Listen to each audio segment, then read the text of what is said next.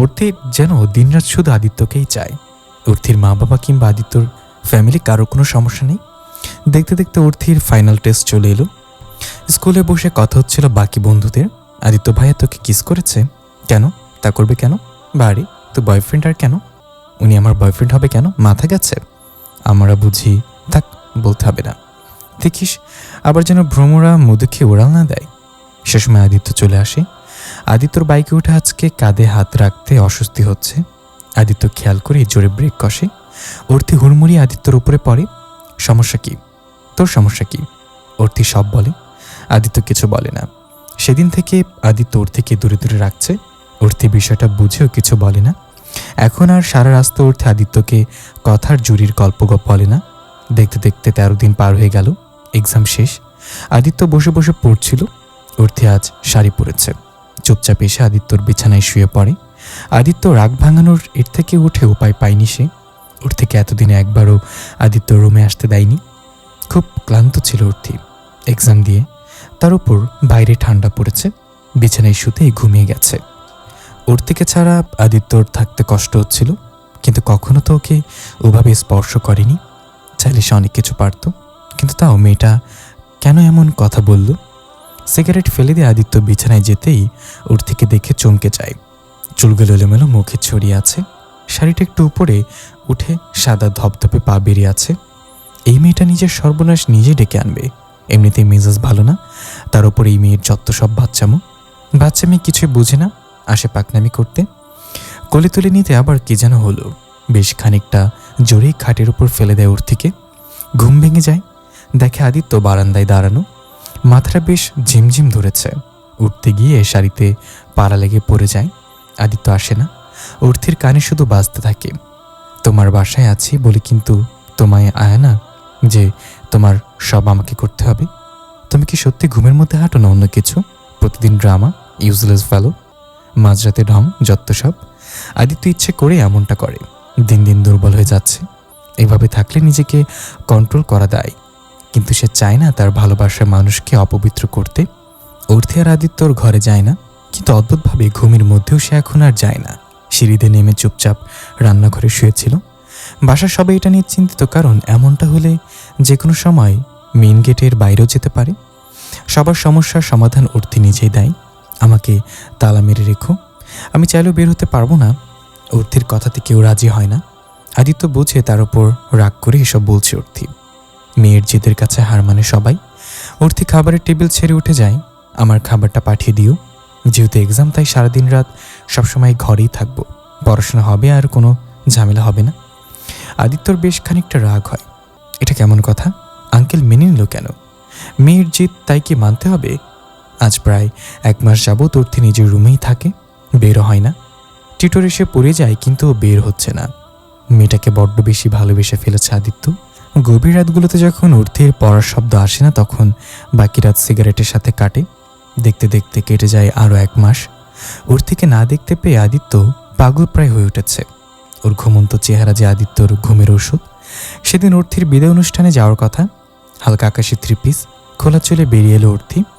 মেয়েটাকে দেখে আদিত্যর বুকের ভিতরটা মোচড় দিয়ে ওঠে। চোখের নিচে কালি শুকিয়ে গেছে। কোনো কথা না বলে চলে যায় আদিত্যর সাথে। রাস্তায় কোনো কথা বলেনি। ফিরে এসে আবার রুমে চলে গেছে। না, আজ রাতে আদিত্য আর নিজেকে ধরে রাখতে পারল না। রাত 1টার দিকে তালা খুলে রুমে গিয়ে দেখে মেয়েটা খাটের নিচে শুয়ে আছে। হাতটা হ্যান্ডকাফ লাগানো, হাতটা নীল হয়ে গেছে। রাতে যেন অন্য কোথাও না যায়, এর জন্যই এই অবস্থা। আগে ওঠো, তারপরেই ফালতু জিনিস কিনে দিয়েছে তার ব্যবস্থা করব বলে আদিত্যকে কোলে নিয়ে খাটে শুয়ে দেয়। মেয়েটা সারাদিন কিছুই খায়নি। খাবারটা অমনি পড়ে আছে। নিজেকে খুন করতে ইচ্ছে করছে। ঘুম ভাঙার পর অর্থি আদিত্যকে দেখে আবার ঘুমাতে যাওয়ার সময় চোখ খুলে তাকায়। আপনি এখানে কেন? যান এখান থেকে। যাওয়ার জন্য আসেনি, থাকবো বলে এসেছে। মানে কিছুই না। সাইডে চাপো, বসতে দাও। আর তুমি ঘুমাও তো। পরদিন সকালে আঙ্কেলের সাথে কথা বলে আদিত্য। এবার আদিত্য ওর জেদের কাছে অর্থি হার মানে। বারান্দায় দাঁড়িয়ে ঠান্ডা বাতাসে জমে যাচ্ছিল অর্থি। এক্সামের টেনশন শেষে ঘুম হারাম। এমনিতেও ঘুমাতে চায় না, কি একটা বাজে অভ্যাস। যেদিন টেনশন অথবা মন খারাপ থাকলে এমন হয়। হঠাৎ নিজের কোমরের 2 পাশে 2 হাতের স্পর্শ অনুভব করে। আষ্টে পৃষ্ঠে জড়িয়ে পিছনে দাঁড়িয়ে আছে আদিত্য। এই পিচ্ছি, তুমি তো লম্বা হয়ে গেছো। অর্থি কিছু বলে না। আদিত্য জড়িয়েই থাকে, অর্থি ছাড়িয়েও যায় না। মন খারাপ? আপনি চলে যান। যাব বলে আসিনি, কিন্তু যেতে হবে। সেদিন এভাবে জড়িয়ে নেইনি বলেই তো এত রাগ। আমি রাগ করি না, তাহলে এত নাটক কেন? আপনার গার্লফ্রেন্ডের কাছে যান, আমার কাছে কি?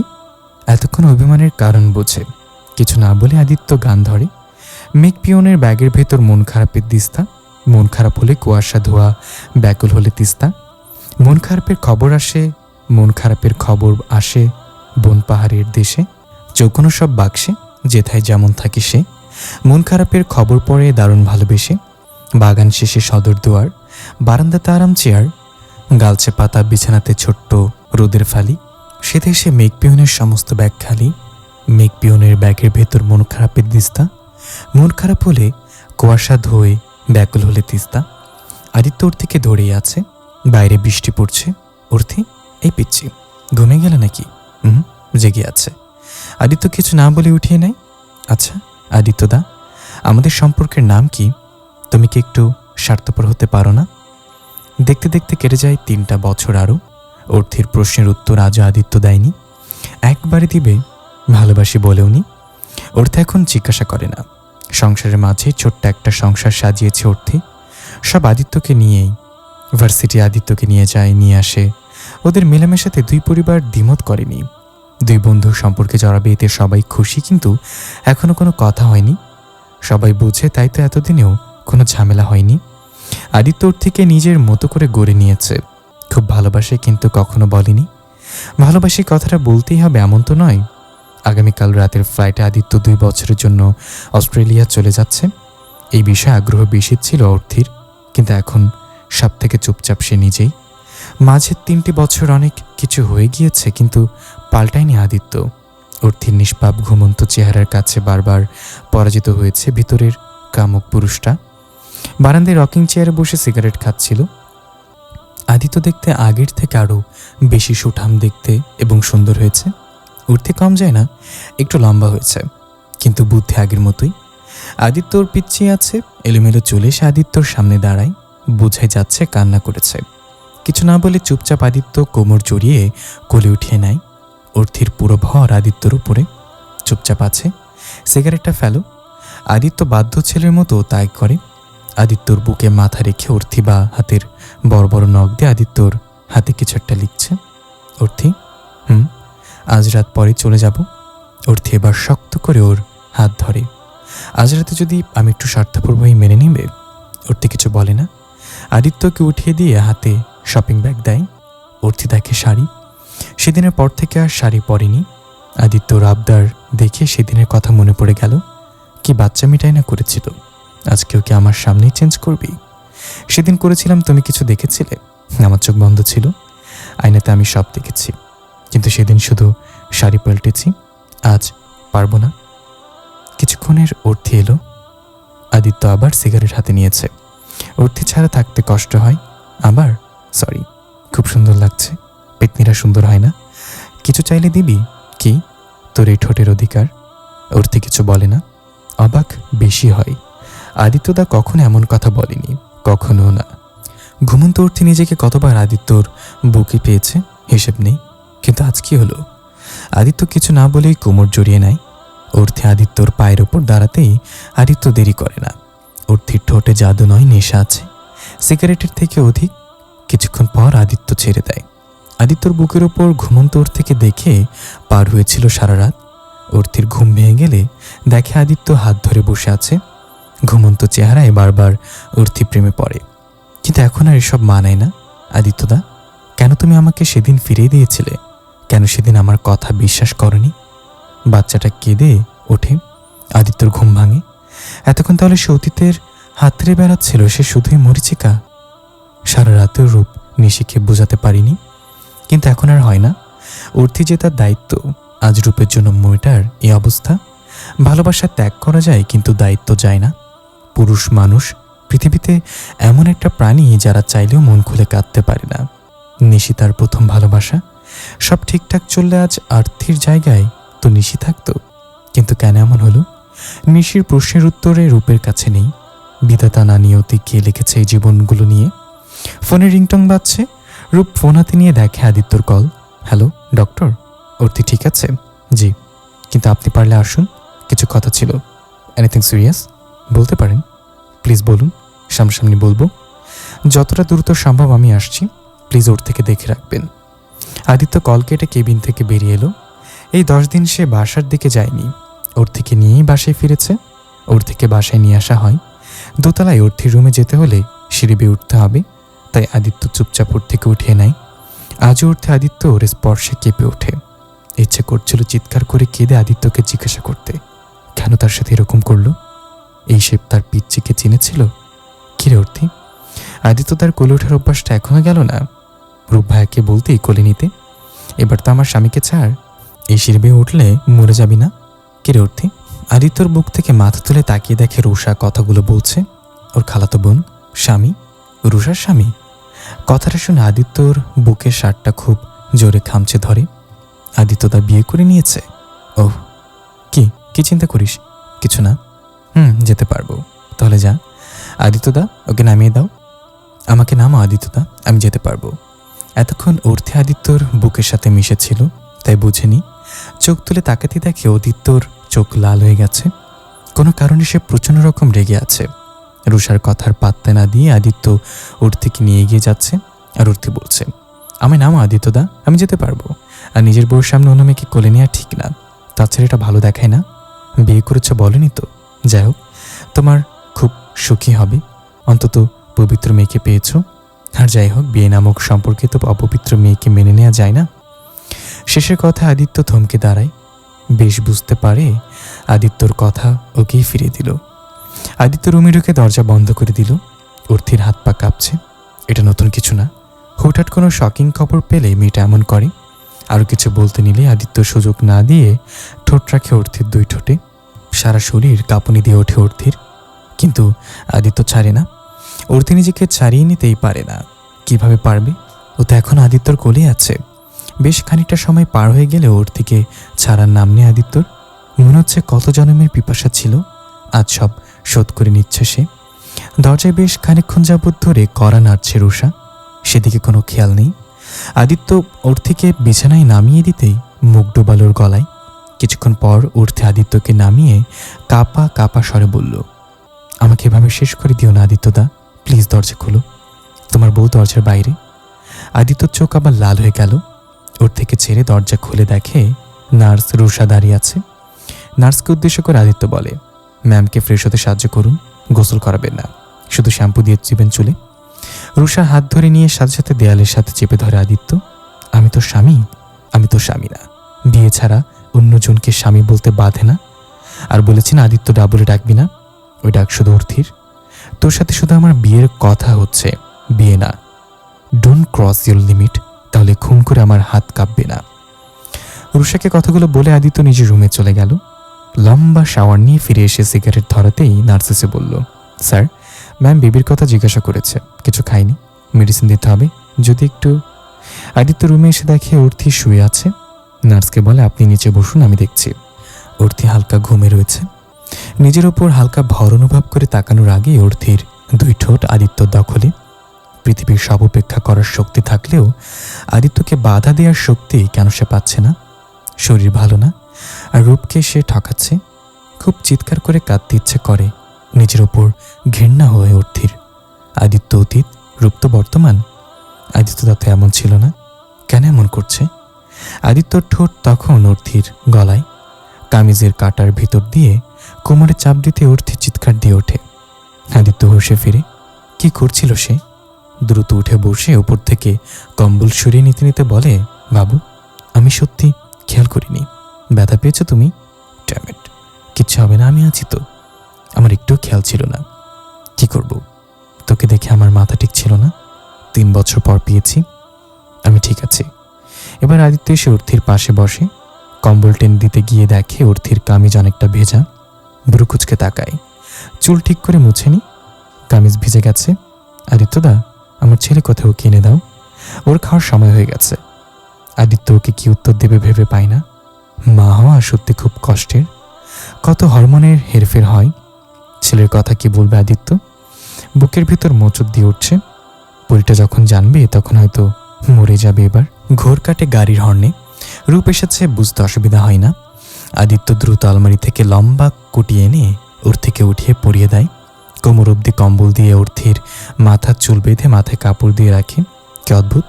অর্থি রূপের স্ত্রী, যার উপর সব অধিকার রূপের, কিন্তু আদিত্য চাইছে না রূপ অর্থিকে অন্য অবস্থায় দেখুক। হায় রে ভালোবাসা, হায় রে পুরুষ। রূপকে দেখে অর্থির কলিজায় পানি ফিরে এলো। আদিত্যর এরকম ব্যবহারে অর্থি মোটেও অভ্যস্ত নয়। চিন্তা করতে ভয় লাগছে, এই কিসে আদিত্য? ভাবতেই ডোকরে কেঁদে উঠছে অর্থি। রূপ কাছে এসে বসতে অর্থির কান্নার বেগ বেড়ে যায়। অর্থির হাত দুটো কাঁপছে। রূপ খুব যত্ন করে জড়িয়ে নিল। হালকাভাবে জড়িয়ে রূপ অর্থির মাথায় হাত রেখে বলে, পাগলি, কি হয়েছে, কাঁদছ কেন? অর্থির গলায় মনে হচ্ছে কেউ অদৃশ্য হাত দিয়ে চেপে ধরেছে। খুব কষ্ট হচ্ছিল। ও যে রূপকে ঠকিয়েছে, ইচ্ছে করে না হলেও তো। এখন ওর উপর শুধুই রূপের অধিকার। আদিত্য দা অতীত, সে নিজেকে ছেড়েছিল অর্থিকে, আজ কেন অধিকার দেখাতে আসছে? যেখানে অধিকার নেই সেখানে কোনো জোর নেই। কিছুটা সময় পার হয়ে যাবার পর অর্থি কিছুটা শান্ত হয়। রূপ ছাড়ে না, চুপচাপ ধরেই রাখে। অর্থি আদো গলায় বলে, খিদে পেয়েছে। এবার রূপের হাসি পেল। এজন্য বুঝি তুমি কাঁদছ? ঠিক সেদিনের মতো। কোন দিনের মতো? কনসিভ করার 23 দিন পর রাতে ফুচকা খাওয়ার জন্য কেঁদেছিল, মনে আছে? রাত 2টার সময় ফুচকানি দিতে হয়েছিল। ও, এখন খোটা দেওয়া হচ্ছে? রানী সাহেবা, খটে দিতে পারি? তাহলে তো গর্দান যাবে। অর্থি এবার হাসলো। অর্থি মানুষটাকে ভালোবাসে না, এর ভালোবাসা দায়িত্ব কেয়ারকে ভালোবাসে। সে যে অতীত হাতড়ে মরতে চায় না, স্বামী সন্তান নিয়ে বাঁচতে চায়। রুমে এসে আদিত্য কিছুতেই নিজেকে শান্ত করতে পারছিল না। রাত জেদের বসে সেসব কি করেছে? পিচ্চির সাথে এতটা খারাপ ব্যবহার। সে মেয়েটাকে জোর করে অধিকার খাটিয়েছে, যে মেয়ে আদিত্যকে সব থেকে বেশি বিশ্বাস করে। কই, আদিত্য রুমে এসে ঘুমিয়ে থাকতো মেয়েটা কত ঝড়ের রাত অর্থে আদিত্যর বুকে কাটিয়েছে। তখন আদিত্যর ভেতরে বাইরে সমান্তালে ঝড় বয়ে গেছে। কই, তখন তো আদিত্য এমন করেনি। নিজের প্রতি বড্ড ঘেন্না হচ্ছে আজ তার। কেন পারল আদিত্য নিজের ভেতরের জানোয়ারটা আটকে রাখতে? জানোয়ার? হ্যাঁ, তাই। কোন মুখে যাবে অর্থির সামনে? অর্থির কান্না দেখে আদিত্য বেশ বুঝে গিয়েছিল সে আদিত্যর কাজের জন্যই অর্থি কাঁদছিল। যে আদিত্য সবসময় চাইতো অর্থিকে পবিত্র রাখতে, আজ তার জেদ রাগ অপেক্ষা নিয়ে সে নিজেই কি অর্থিকে অপবিত্র করে দিল? তার স্পর্শ যে অর্থিকে দগ্ধ করেছে খুব ভালোভাবে সে বুঝেছিল। সবটা ওই রুষার জন্য। ওর কথায় অর্থি নার্ভাস হয়ে গিয়েছিল। আর অর্থির কথায় আদিত্যর মাথা। নিজের অনুশোচনা বোধ তাকে এতটাই শেষ করেছিল যে নিজে দেয়ালে কয়েকবার হাত বাড়ি মারে। গ্রিলে লেগে হাত বেশ নীল হয়ে গেছে। একের পর এক সিগারেট শেষ করছে আদিত্য। সে নিজেও বুঝছে না অর্থির সাথে এখন কি করা উচিত। একটু অবিশ্বাস তার থেকে সব কেড়ে নিয়েছে। কিন্তু সে যে অর্থিকে রূপের সাথেও দেখতে পারছে না। ফ্ল্যাটে এসে ফোনটা জোরে ছুঁড়ে মারল রুষা। কি না করেছে আদিত্যকে পাওয়ার জন্য। কিন্তু আদিত্য ফিরেও তাকায়নি, শুধু অর্থি আর অর্থি। অসহ্য লাগছে। এত কষ্টের পর আদিত্যকে সে পেতে যাচ্ছিল, আবার সেই মেয়ে না। আগে বাড়ি থেকে সম্পত্তি থেকে আদিত্যর জীবন থেকে সরিয়েছিল, এবার দুনিয়া থেকে সরিয়ে দিবে। রূপ যেন বারবার মরে যায় অর্থির ঘুমন্ত চেহারার দিকে তাকিয়ে। কিছু তো আছে যে মেয়েটাকে তার দিকে টানে। এমন সময় নিশি এসে ঢোকে, হাত ধরে বারান্দায় নিয়ে যায়। নিশি, একটু আদর করো না। মাথা খারাপ তোর? তুই এখানে কেন? ভালোবাসতে এসেছি, জড়িয়ে ধর, আমি চলে যাব। না হলে অর্থে উঠলে কিন্তু দোষ তোর। রূপ কোনো উপায় না দেখে নিশিকে জড়িয়ে ধরে। এই মেয়েটা কেন ওকে এত ভালোবাসে রূপ বোঝে না।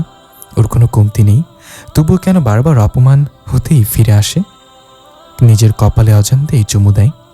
নিশি বলল, ঠোঁটে কি দিলে ফুরিয়ে যাবে? কথা বলে 1 সেকেন্ড দেরি করে না সে। আদিত্য রকিং চেয়ারে বসে ঘুমিয়ে পড়েছিল। শেষ কথাটা শুনে চমকে ওঠে। কিছুক্ষণ আগে তো সে অর্থির ঠোঁট ছুঁয়েছিল বলে এত কান্না করলো, আর এখন রূপকে বলছে। এতটাই পর সে? এখন সে সত্যি পর। কিছুক্ষণ পর আদিত্য এসে অর্থির রুমে নক করে। ইচ্ছে করে করেনি, বাধ্য হয়ে করেছে। দরজায় নক শুনে রূপ নিশিকে ছাড়িয়ে নেয়। দরজা খুলে দেখে আদিত্য। ততক্ষণে নিশি বারান্দায় সরে গিয়েছে। আদিত্যর কথায় অর্থি জেগে ওঠে। রূপ বেরিয়ে যেতে নিয়ে ফিরে এসে অর্থির কপালে চুমু দেয়। অর্থিকে আমার ঘুমোতে বলে। মেয়েটা এতটাই দুর্বল যে আবার ঘুমিয়ে পড়ে। আমাকে লজ্জা পাওয়ার কিছু নেই। আপনি I never kissed her lip because, মানে স্ত্রীর অধিকার দিলেও ওই ঠোঁটের অধিকার নেই, চাইও না। কারণ রানী সাহেবা বলে ভালোবাসার বিশুদ্ধ প্রকাশ কপালের চুমুতেই হয়। আদিত্যর মাথায় শুধু ঘুরতে থাকে, তাহলে কিছুক্ষণ আগে যা শুনল তা কি? কিছু দূর এগিয়ে যেতে দেখল কেউ একজন দ্রুত পায়ে অর্থের রুম থেকে গেস্ট রুমের দিকে যাচ্ছে। সব কথা শোনার পর রূপের মাথায় যেন আকাশ ভেঙে পড়ে, দমটা বন্ধ হয়ে আসছে। মনে হচ্ছে একটা ধারালো ছুরিতে অনবরত তার গলায় চালিয়ে দিচ্ছে কেউ। নিজেকে কিছুটা শান্ত করে আদিত্যর দিকে তাকিয়ে বলল, দেশের বাইরে নিয়ে যেতে পারি, সিঙ্গাপুর অথবা লন্ডন, পুরো ঘর জুড়ে নিরাপত্তা। অর্থির বাবা, মা, আয়ান, আদিত্য, রূপ আর 3 জন লোক। নিরাপত্তা ভেঙে বয়স্ক একজন বলে উঠল, মিস্টার রূপ, নিজেকে সামলান। আপনার সামনে বাংলাদেশের বেস্ট কার্ডিওলজিস্ট আদিত্য আহমেদ রয়েছে। পরীক্ষাটি বারবার করা হয়েছে, কিন্তু রিপোর্ট এক। রূপ কি বলবে বুঝতে পারছে না। অর্থির বাবা চুপ হয়ে আছে, মা কাঁদছে, আয়ান কি করবে বুঝছে না। আর আদিত্য, তার হাতে কিছুই নেই। 3 জন লোক ডক্টর। আদিত্যর হয়তো রিপোর্ট বুঝতে ভুল হবে, সবার তো হবে না। বয়স্ক ডক্টর বেরিয়ে যাওয়ার সময় আদিত্যর কাঁধে হাত রেখে বলে, আদিত্য, বাচ্চাকে মায়ের কাছে দিয়ে যাও। ক্ষত গভীর হওয়ার আগে মলম দিতে হয়। মায়ের ভালোবাসা মিরাক্কেল হলেও তো হতে পারে। অর্থি বাচ্চার কান্নার স্বরে জেগে ওঠে। তাকে দেখে রূপ ছেলেকে নিয়ে দাঁড়িয়ে আছে, হাত বাড়িয়ে বুকে দিতে বলে। রূপ তাই দেয়। আসসালামু আলাইকুম। মাশাআল্লাহ, আল্লাহ তোমাকে দুনিয়ার সব সুখ পায়ে এনে দিক, যাতে তুমি এগিয়ে যেতে পারো ইসলামের পথে। আল্লাহ তোমাকে আমার মাথার চুলের সমান হাত দিক। তোমার এই ছোট্ট ছোট্ট হাত পা দিয়ে পারিয়ে তুমি যেন আমার কবরে মাটি দিতে পারো। অর্থের এসব কথা শুনে রূপ নিজেকে সামলে রাখতে পারল না। কিভাবে বলবে সে যে তাদের হয়তো সন্তান বাঁচবে না? কি করে বলবে যে তাদের ছেলের শরীরের ভিতরের অংশগুলো যে ঠিকভাবে তৈরি হয়নি, যে কোনো সময় মারা যাবে তাদের ছেলে? খুব কষ্টে কান্না চেপে রুম থেকে বেরিয়ে এলো রূপ। আজকে আসার সময় রূপের সাথে নিশি এসেছিল, গেস্ট রুমে আছে। রূপ দৌড়ে গিয়ে নিশিকে জড়িয়ে ধরে, পাগলের মতো কাঁদতে থাকে। দেখতে দেখতে কেটে গেল 2টা মাস। আদিত্য অর্থির রুমে যায় না। বাচ্চা যখন দেখার হয় নার্সকে দিয়ে আনিয়ে নেয়। অল্প কয়েকদিনের মধ্যে আলাদা মায়া জন্মে গেছে। কোলে নিতে অনুভূতি হয় ভিন্ন। অর্থির অংশ যে সে। যদি আদিত্য একটু মাথা ঠান্ডা রাখতো তাহলে হয়তো আজ আদিত্য অর্থির বেবি প্ল্যান করত। এসব ভাবতেই আদিত্যর খারাপ লাগে। আদিত্য ভাইয়া, প্লিজ একটু রানী সাহেবের কাছে আসবেন। আসলে অর্থির মা বাবা আয়ান কেউ নেই, আমার একটু কাজ পড়ে গেছে, জরুরি। আপনি যদি। অনিচ্ছা সত্ত্বেও আদিত্যকে যেতে হয়। অর্থি বাবুকে তেল দিয়ে দিচ্ছিল। আদিত্যকে দেখে চমকে ওঠে। আদিত্য আরও বেশি কষ্ট পায়, কারণ এই মেয়েটা তার কাছেই নিজেরকে সব থেকে বেশি নিরাপদ মনে করত। আর আজ নাম কি রেখেছিস বাবুর? আরশ আদিত্য। অর্থ? আদিত্য, আ রূপের র আর শাওনের শ। শাওন কে? আয়নের আরেক নাম শাওন। বিয়ে করেছ কবে? করব না। কোনো সমস্যা তোর? রুষাপু ভালো মেয়ে, পবিত্র মেয়ে, সংসার করার মতো মেয়ে। রাত বেরাতে তাকে অন্য বুকে পাওয়া যায় না। বিয়ে করে নাও, সুখী হবে। আদিত্য কিছু বলার আগে আয়ান চলে আসে। 3 জনে মিলে ভালো আড্ডা দিতে থাকে। আদিত্য অর্থে আরশের আনসেন্সর্ড কিছু ছবি তুলে আয়ান। ইদানিং রূপ নিশির সাথে ভালো ব্যস্ত হয়ে পড়েছে নতুন প্রজেক্ট নিয়ে। বাচ্চাদের জন্য এমন একটা মেডিসিন রূপ আর রূপের মেডিসিন টিম বানাতে চাচ্ছে, যা থাকলে প্রিম্যাচুর বেবি অথবা টুইন বেবি জন্ম নিলে এদের যে কমপ্লিকেশন হয় এগুলো যাতে না হয়। নিশিও মাঝে মধ্যে বাসে আসে, বেশ ভালো আড্ডা জমে। রূপ এদিকে ধীরে ধীরে নিশির নেশায় আসক্ত হচ্ছে। নিশির ছোট ছোট আবদারগুলো, পাগলামিগুলো নিয়ে রূপ বেশ ভালোই কাটছিল। আর অর্থির ওর বাচ্চাকে নিয়ে। সামনের মাসে আদিত্য রুষার বিয়ে। রুষা খুব খুশি, কিন্তু আদিত্য, সে নিজের রাগ জেদের কাজ জন্য কাজ করছিল, তার জন্য এখনো কষ্ট পায়। হয়তো মুহূর্ত ছিল অমূল্য, কিন্তু অনুতাপ সে অসহ্য। একদিন সন্ধ্যাবেলায় অর্থির রুমে ঠিক তেমন আড্ডা জমে উঠেছিল। আদিত্যকে রুষা জোর করেই নিয়ে আসে। অর্থে আরুষকে ফিডিং করানোর জন্য উঠে যেতে চাইলে রূপ বাধা দেয়। তাই আদিত্য রূপ বারান্দায় গিয়ে সিগারেট ধরাতে অর্থে চিৎকার করে ওঠে। আদিত্যর বুঝতে বাকি রইল না, দৌড়ে গিয়ে বাচ্চাকে কোলে নেয়। আরুষের খুব শ্বাসকষ্ট হচ্ছে। নিশি, রূপ, আদিত্য দৌড়ে গিয়ে গাড়ি নিয়ে বের হয়। পেছনের গাড়িতে আসে অর্থি, আয়ান, রুষা আর বাকি সবাই। হাসপাতালে পৌঁছানোর পর অর্থির বাবা আদিত্যকে জিজ্ঞাসা করতে আদিত্য বলে, uncle, he is no more, he expired. আদিত্যর এই কয়েকটা শব্দ যেন বিষের মতো লাগলো অর্থির। চিৎকার করে কাঁদতে লাগলো আর বলছিল, এর মানে কি? আরুষকে তার চাই, তার সন্তান তার বুক খালি করে এভাবে মারা যেতে পারে না। কম বেশি সবাই জানতো আরশ বাঁচবে না। রূপকে সেদিন বুঝিয়েছিল, রূপ বলেছিল দেশের বাইরে নিয়ে যাবে, কিন্তু কোনো লাভ হতো না। বাচ্চার পাকস্থলীর হৃৎপিণ্ড এতটা সক্রিয় ছিল না। প্রথমত ওরা টুইন বেবি ছিল, যার ফলে ওদের কারোর গ্রোথ ঠিকমতো হয়নি। দ্বিতীয়ত প্রেগনেন্সির সময় কিছু কমপ্লিকেশন প্লাস সঠিক পরিমাণে পুষ্টি না থাকায় আজ এই পরিণতি। অর্থে একসময় আদিত্যর বুকের শার্ট খামচে ধরে শুধু আকুতি করতে থাকে, আদিত্যদা প্লিজ আমার আরশকে ফিরিয়ে দাও, তুমি যা বলবে আমি করব, কোনোদিন তোমার সামনে আসবো না, আমি মরে গেলেও আসবো না, প্লিজ এনে দাও। কিছুক্ষণ পর দেখে রূপকে, সেখানে গিয়েও পাগলের প্রলাপ শুরু করে, শোনো না আমি প্রমিস ঠিকমতো খাওয়া দাওয়া করবো, সব খাবো, মাছ দুধ ডিম যা যা বলবে সব শুনবো, প্লিজ আমার সন্তান এনে দাও। সবে অর্থিকে সামলাতে হিমশিম খাচ্ছিল, তখন অর্থির মা এসে অর্থির কাঁধে হাত রাখে। অর্থি যেন এবার আরও খেপে ওঠে, মাকে জড়িয়ে ধরে বলে, মা তুমি কোনো অভিশাপ দিলা, তুমি আমার 2 সন্তানকে কেড়ে নিলা, আমি কি ক্ষতি করেছিলাম তোমার? আল্লাহ আমার 2 সন্তানকে কেড়ে নিল তোমার অভিশাপে। মা আরেকটা অভিশাপ দাও না, দাও না মা, বলো না আল্লাহকে আমাকেও নিয়ে যেতে, আমি যেন মরে যাই, মা বলো না গো। অর্থি মাকে ছেড়ে উঠে দাঁড়াতেই জ্ঞান হারায়। রূপ আদিত্য দুজনেই দৌড়ে গিয়ে ধরতে আদিত্যর বাম হাত দিয়ে অর্থিকে জড়িয়ে তুলে নেয়। আদিত্য এবার রূপকে কিছু বলে না, চুপচাপ গাড়িতে করে বাসায় নিয়ে আসে। আরুষকে কবর দেওয়া হয়েছে অরুণিমার পাশেই। এবার অর্থিকে নিয়ে যাওয়ার সাহস পায়নি অর্থির বাবা, কিভাবে পাবে? তার ছোট্ট মেয়েটার জীবন কি হচ্ছে এসব? আল্লাহ তুমি একটু রহমত নাজিল করো। বুকের বাম পাশে প্রচণ্ড রকম ব্যথা হয় ইদানিং, তবুও মালুম করছে না সে। আদিত্যর রাতগুলো এখনও সিগারেটে কেটে যায়। রাতগুলো যখন গভীর হয় অর্থির রুম থেকে ভেসে আসে চাপা চিৎকার। আয়ান বোনের মুখের দিকে তাকাতে পারে না, খুব কষ্ট হয় কিছু খাওয়াতে, তবু তো খেতে হবে। রূপ কখনো আসে কখনো আসে না, বড্ড ব্যস্ত। কোথাও না কোথাও সে বাচ্চাদের মৃত্যুর জন্য অর্থিকে মানে। নিশের কথাগুলো বড্ড তাকে ভাবায়। মা চাইলে সব পারে, তবে কেন অর্থি নিজের ভুলের জন্য ওর সন্তানদের মেরে ফেলল? কি হতো যদি একটু কেয়ারফুল থাকতো? এসব ভাবলে মাঝে মধ্যে খুব রাগ হয় রূপের। আবার মনে হয় জন্ম মৃত্যু তো সব আল্লাহর হাতেই। মেয়েটার দিকে তাকানো যায় না, চোখের নিচে কালি, মুখে শুকিয়ে গেছে, চুল উস্কো শুষ্ক। দেখতে দেখতে কেটে গেল 1 মাস। আদিত্য রুষার বিয়ের দিন ঘনিয়ে এসেছে। আদিত্যর বিয়ের কথা মনে হলে অর্থি না চাইতেও বড্ড কষ্ট হয়। রুষা আপুর ভাগ্য অনেক ভালো, সে আদিত্য তাকে পেয়েছে। রুষা আপুর তো আর্থির সব পছন্দ হতো, তাই হয়তো আদিত্য তাকেও পছন্দ হয়েছে। যাক ভালোই হলো, আদিত্য তা একটা পবিত্র মেয়েকে বিয়ে করবে, সংসার করবে, অর্থির মতো অপবিত্র মেয়েকে না। অর্থির বাসায় বড্ড বিরক্ত লাগছে, তাই চুপচাপ নিজের বাসায় চলে এলো। আসার সময় মাকে বলে এসেছে আয়ন আদিত্য কারোর মুখোমুখি হয়নি, কারণ এরা আসতে দিত না। বাসার ভেতর থেকে লক, অর্থির কাছে চাবি ছিল। আজ প্রায় 4 মাস পর বাসায় এলো অর্থি। বড্ড চেনা লাগছে, অচেনা, হয়তো অনেকদিন পর এলো তাই এমন লাগছে। বেখেয়ালিভাবে হাঁটতেই পায়ের সাথে কারোর জুতা লাগে, মেয়ে জুতো, কিন্তু এই জুতো তো অর্থির নয়। দ্রুত পায়ে বেডরুমের দিকে গিয়ে চোখ আটকে যায়। বিছানায় রূপ শুয়ে আছে, আর ওয়াশরুমে কেউ শাওয়ার নিচ্ছে। অবশেষে কেউ মেয়ে, কারণ বাইরে থেকে কিছুটা বোঝা যাচ্ছে। কিছুক্ষণ পর ওর থেকে আবার অবাক করে দিয়ে টাওয়াল পেঁচিয়ে বেরিয়ে এলো রূপের বেস্ট ফ্রেন্ড নিশি। নিশিকে দেখে বেশ অর্থি খানিকটা চমকে যায়, চিৎকার করে বলে ওঠে, হে মেয়ে তুমি এখানে কেন, এভাবে কি করছো? অর্থির গলার স্বর শুনে ধরপড়ি উঠে বসে রূপ। নিশি অবাক, হয়তো কেউ কাউকে এভাবে আশা করেনি। অর্থির হাত পা কাঁপছে, সবকিছু তার কাছে জলের মতো পরিষ্কার। কতদিন যাবৎ চলছে সব, কি হলো বলো? আর তোমার লজ্জা করেন এসব করতে? রূপের দিকে ঘুরে বলে, তোমার শরীরে এত ঝাঁজ, আমি কি মরে গিয়েছিলাম?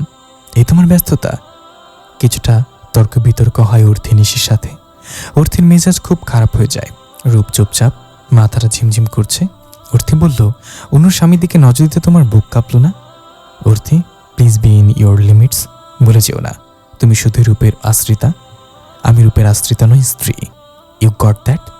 স্ত্রী থাকতে যে নারী অন্য স্বামীর সাথে থাকে তাকে রক্ষিতা বলে, আর তুমি তাই। রূপ কথাটা শেষ হওয়ার আগে অর্থিকে সজোরে একটা থাপ্পড় মারে। সামলাতে না পেরে অর্থি নিচে বসে পড়ে। রূপ বুঝে না কার কথায় রাগ হচ্ছে। নিশি অর্থিকে আশ্রিতা বলেছে এতে, নাকি অর্থি নিশিকে রক্ষিতা বলেছে এতে?